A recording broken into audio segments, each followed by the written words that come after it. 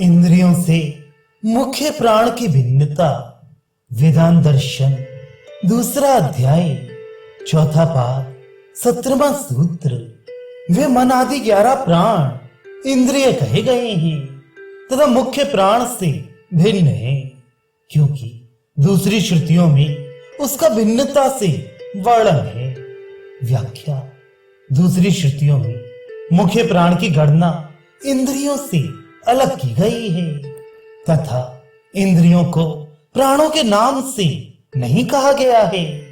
इसलिए पूर्वोक्त चक्षु आदि 10 इंद्रियां और मन मुख्य प्राण से सर्वथा भिन्न पदार्थ हैं। न तो वे मुख्य प्राण के कार्य है, न मुख्य प्राण उनकी भांति इंद्रियों की गणना में है। इन सबकी शरीर में स्थिति मुख्य प्राण के अधीन है। इसलिए गौड़ रूप से श्रुति में इंद्रियों को प्राण के नाम से कहा गया है।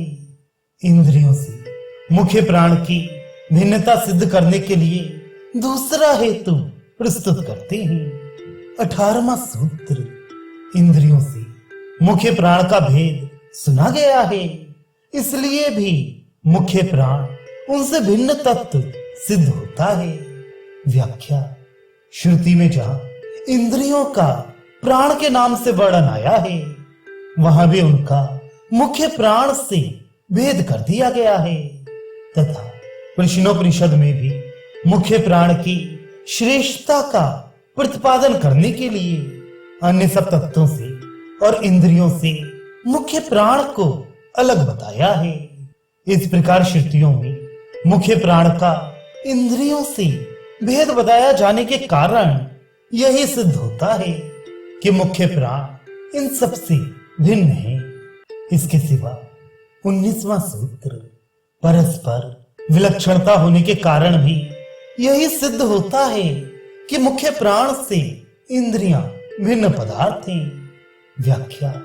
सब इंद्रियां और अंतःकरण सुषुप्ति के समय विलीन हो जाते हैं। उस समय भी मुख्य प्राण जागता रहता है, उस पर निद्रा का कोई प्रभाव नहीं पड़ता। यही इन सबकी अपेक्षा मुख्य प्राण की विलक्षणता है। इस कारण भी यही सिद्ध होता है कि मुख्य प्राण से इंद्रियां भिन्न हैं। न तो इंद्रियां प्राण का कार्य या वृत्तियां हैं और न मुख्य प्राण ही इंद्रिय है। इंद्रियों को गौड़ रूप से ही प्राण नाम दिया गया है। तेज आदि तत्वों की रचना करके परमात्मा ने जीव सहित उनमें प्रवेश करने के पश्चात नाम रूपात्मक जगत का विस्तार किया। यह श्रुति में वर्णन आया है। इस प्रसंग में यह संदेह होता है कि नाम रूप आदि की रचना करने वाला कोई जीव विशेष है या परमात्मा ही। अतः इसका निर्णय करने के लिए अगला प्रकरण आरंभ करते हैं।